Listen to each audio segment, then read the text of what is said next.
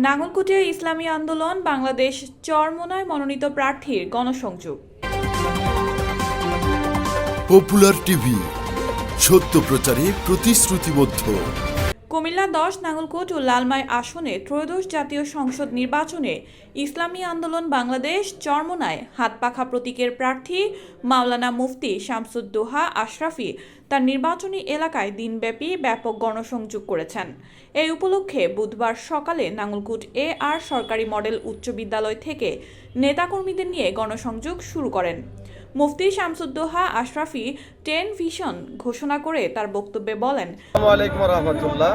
আমি শামসুদ্দোহা আশরাফি, ইসলামী আন্দোলন বাংলাদেশ পীর সাহেব মনোনীত কুমিল্লা 10 আসন হাতপাখা প্রতীকে সংসদ সদস্য পদপ্রার্থী। আমরা 5ই আগস্টের পর থেকেই নিয়মতান্ত্রিকভাবে সংগঠনের নির্দেশনা অনুযায়ী কার্যক্রম শুরু করেছি এবং বিগত 6 মাস যাবৎ আমরা আমাদের নমিনেশন নিশ্চিত হওয়ার পর দল থেকে আমরা টোটাল দাওয়াতি কাজ করে আমাদের যে 26টা ইউনিয়ন রয়েছে পৌরসভা সহ আমরা সমস্ত ইউনিয়নগুলোতে সমস্ত বাজারগুলোতে আমরা গণসংযোগ করেছি, মানুষের কাছাকাছি গিয়েছি।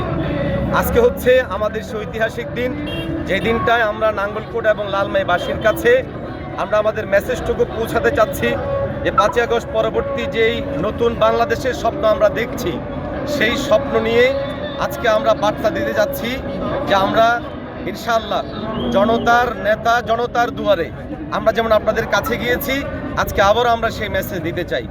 আমাদের আজকের এই প্রোগ্রাম শুরু হচ্ছে নাঙ্গলকোট থেকে। আপনারা জানেন যে আমাদের এই আসনে দুটো থানা রয়েছে, একটা নাঙ্গলকোট আর একটা হচ্ছে লালমাই। আমরা দুটোটা থানারই মূল সড়কগুলোতে প্রদক্ষিণ করব। আমরা আমাদের ভাই বোনদের কাছে আমাদের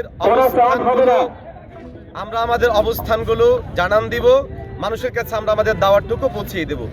আমাদের পরিকল্পনা হচ্ছে 10 ভিশন লালমাই এবং নাঙ্গলকোটকে নিয়ে আমাদের মূল টার্গেট হচ্ছে 10 ভিশন। আলহামদুলিল্লাহ আমরা এখানে রেখেছি সুশাসন, শিক্ষা বিপ্লব, স্বাস্থ্যসেবা, কর্মসংস্থান, কৃষকের মর্যাদা, নারী এবং পরিবার নিয়ে আমাদের টার্গেট আছে, অবকাঠামো এবং উন্নয়ন নিয়ে, পরিবেশ, সংস্কৃতি, নিরাপত্তা, শান্তি, জনসেবা এবং আমাদের সর্বোচ্চ যেটা টার্গেট থাকবে সেটা হচ্ছে জবাবদিহিতামূলক রাজনীতি। আমরা নিকট অতীতে দেখেছি আমাদের কোনো প্রার্থী বিজয়ী হওয়ার পর এলাকার মানুষের সাথে তার কোনো যোগাযোগ থাকে না।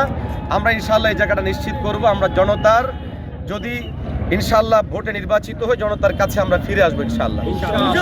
এই সময় উপস্থিত ছিলেন ইসলামী আন্দোলন বাংলাদেশ নাঙ্গলকোট শাখার সভাপতি মাওলানা বাকিবিল্লাহ, নাঙ্গলকোট উপজেলা উলামা মাশায়েখ আইম্মা পরিষদের সভাপতি মাওলানা লোকমান আশরাফি, ইসলামী আন্দোলন বাংলাদেশ নাঙ্গলকোট শাখার উপদেষ্টা ডাক্তার আব্দুল মুমিন মজুমদার, উপদেষ্টা মাওলানা সৈয়দ জামাল উদ্দিন, ইসলামী আন্দোলন বাংলাদেশ নাঙ্গলকোট শাখার যুগ্ম সাধারণ সম্পাদক মোহাম্মদ শহীদুল ইসলাম প্রমুখ।